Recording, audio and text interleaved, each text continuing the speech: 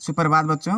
आज मैं कक्षा 5 को हिंदी व्याकरण में पाठ 7 कारक पढ़ा रहा हूँ। सभी बच्चे ध्यानपूर्वक समझिए, ठीक है।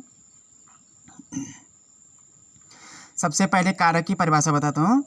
संज्ञा या सर्वनाम का वह रूप जिससे वाक्य के अन्य शब्दों से उसका संबंध जाना जाता है, कारक कहलाता है। समझ में आया?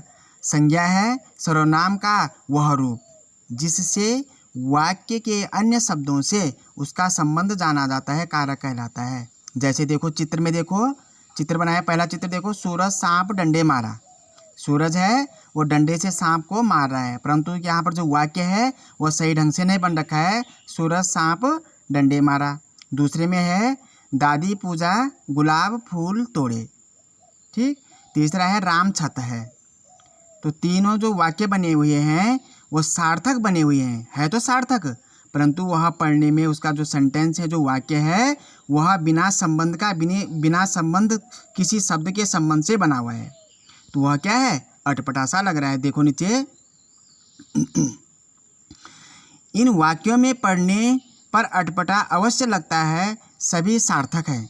सभी वाक्य क्या है? सार्थक है, मतलब अर्थ सबका सही है, परंतु पढ़ने में कैसा लग रहा है? अजीब सा या अटपटा लग रहा है, क्योंकि सेंटेंस सही ढंग से नहीं बना है, वाक्य का प्रयोग सही ढंग से नहीं हो पाया है।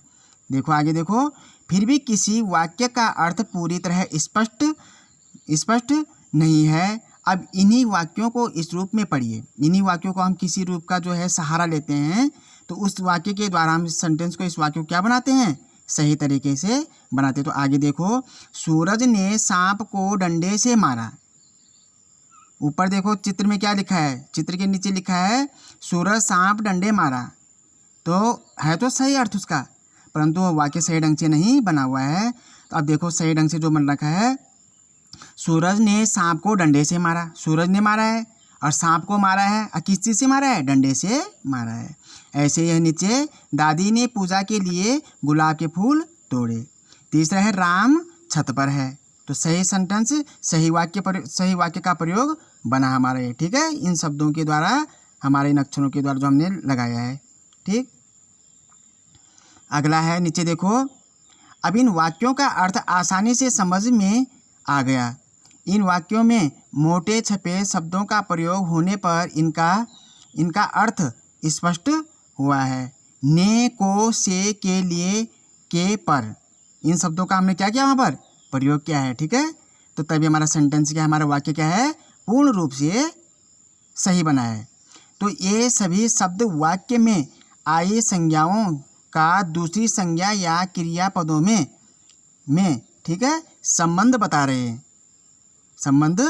रहे हैं। ये सभी शब्द कारकों के चिन्ह हैं, ठीक। अतः हम कह सकते हैं कि इस प्रकार एक शब्द दूसरे से बनता हुआ क्रिया से मिल गया है, और वाक्य पूरा हो गया। इसका कुछ अर्थ भी निकल आया है। यह संबंध कारक और उनकी विभक्तियों से संभव हुआ है, इसलिए कारकों का ज्ञान अत्यावश्यक है। अत्यावश्यक मतलब बहुत ज़रूरी है हमारे लिए। कारकों का ज्ञान होना हमें बहुत ज़रूरी है। किस वाक्य में हमने कौन सा शब्द लगाना है। जैसे यहाँ पर हमने क्या लगाया? सूरज ने, तो सूरज क्या है? कर्ता, मतलब कार्य करना, कर्ता ने, ठीक है। सांप को, कर्म को, कार्य किस पे किया? सांप पे किया, कर्म को, ठीक। डंडे से मारा, कर्ता ने कर्म को कर्ण से, अब किस चीज़ से मारा? डंडे से मारा, जिससे उसने क्या किया? काम किया। तो ये हमारे क्या लगे? इसमें कारक लगे हैं। तो आगे कारक की परिभाषा मैंने तुम्हें बता दी है। अब देखो नीचे विभक्ति, ठीक है। तो किसी संज्ञा या सर्वनाम के रूप को बनाने के लिए उनके आगे जो ने, को, से आदि शब्द लगाए जाते हैं उन्हें विभक्ति कहते हैं, ठीक। कारक के 8 भेद होते हैं। देखो कारक के भेद कौन से? कर्ता, कर्म, करण, संप्रदान, आपादान, संबंध, अधिकरण और संबोधन। ये क्या हमारे कारक के भेद हैं, ठीक है। कितने भेद हैं? 8 भेद हैं।